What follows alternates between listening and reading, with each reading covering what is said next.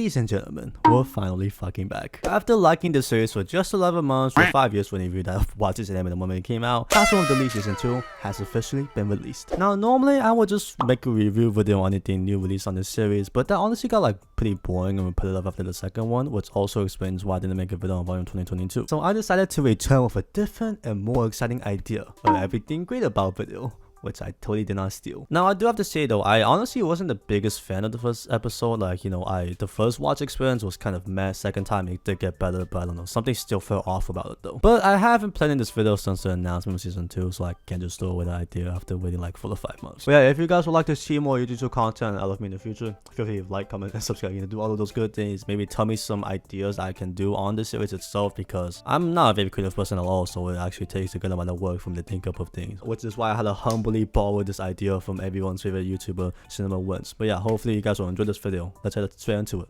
Transition. In true Classroom of the Elite fashion, this episode started off with a knowledgeable quote, which was cool enough to get a win out of me. I honestly didn't expect them to choose Konomi Kohara to be the voice actor for Tachibana, but now that I'm thinking about it, she does fit the role a lot since she tends to voice adorable but also dumb characters. I'm talking about you, Chika, but I'm just happy that she's not voicing a complete dumbass this time. Everyone's favorite anime protagonist. Although I did see this coming already, but bringing Zack back for the second opening is definitely a big move. And honestly, I will say that dance in the game is better than the first one, but it's all down to personal preferences at the end of the day. Now, we can honestly make a whole video going over the opening itself. It consisted of a selection of great animated scenes, a lot of foreshadowing, and just overall amazing imagery. And as a DGen, I also loved how they showed off all of the main girls that are gonna pop off in the season right at the beginning. This is not related to the first episode itself, but I just found out that my favorite voice actor, Takahashi, is actually voicing Sheena. What the fuck? Anyone that has checked out anything Yojichi related before should know Kushida's real side. But man, I'm honestly so impressed with Yurika Kubo's ability to perfectly represent Kushida's fakeness with her voice acting. Also, it should be pretty obvious by now, but I'm a pretty big simp for seiyus.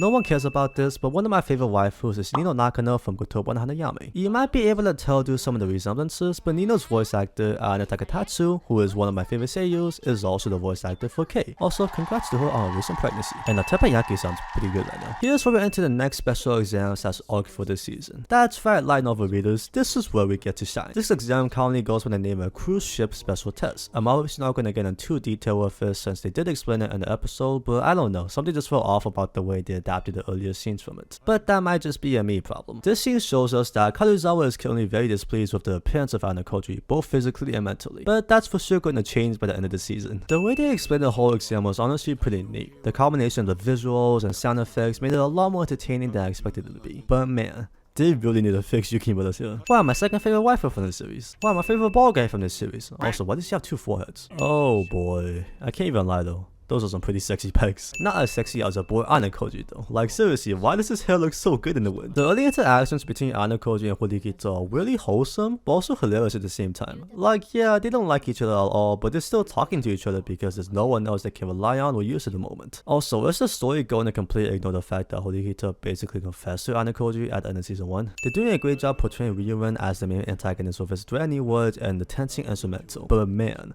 I was so seen away the moment he appeared. Manipulation at its finest. I can't be the only one who's surprised by how fancy the exam rooms were, especially after seeing the way it was portrayed in the manga. Like they seriously went from having some shitty stools to a professional office with a coffee machine. That's what I call an elite upgrade right there. I really like how they showed off the different views between all 4 classes from this conversation right here. We had Ichino Seja being from the get-go, showing off a natural leader side while keeping everything friendly. Then we had the Class C members who kind of just went along with everything Ichino said, but the Class A members continued by interrupting everything and showing off their superiority by not going along with the original plans. And then there's Ibuki just being Ibuki. Also, is that an Itadori lookalike? We're entering the part of the story where Kei's about to get bullied, which will lead to the revelation of her true self. Again, I feel the need to bring up Ana Takatatsu's voice acting because holy shit, she's actually perfect for this role. The way she presented Kei's ignorant sides also had a slight bit of hesitance with her words, honestly surprised me. And this scene right here also hinted a bit of foreshadowing with the way she reacted to sudden contact. Look at this adorable fucking girl right here. We're near the end of the episode,